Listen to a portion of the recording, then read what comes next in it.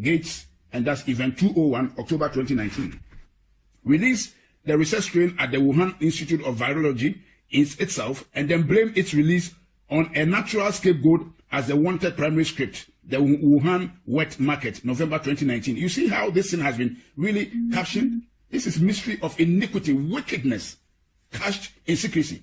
Downplay the human-to-human transmission for as long as possible to allow the research strain to spread on a global scale before any country can lock down or respond to avoid initial infection. Can you imagine?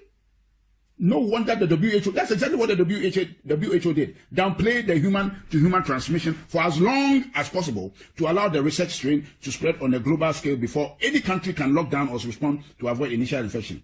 Once a country has seed infection in place, lock down incoming, outgoing travel, but keep the transmission within the country spreading for as long as possible.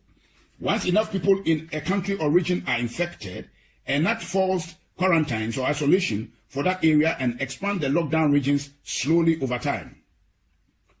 Overhype the mortality rate by tying the research strain to deaths that have little to nothing to do with the actual virus to keep the fear and compliance at a maximum. If anyone dies for any reason and is found they have COVID, consider it a COVID death.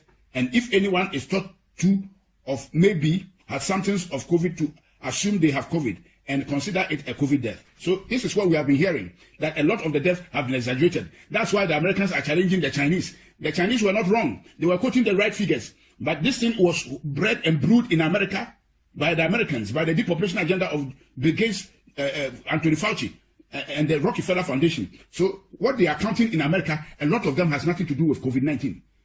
There are many people who have died of other diseases that have nothing to do with COVID-19, but have some of the symptoms, and they just branded all of them as COVID-19. That's why Anthony Fauci could stand and speak with confidence that there will be 200,000 deaths. Shame on him.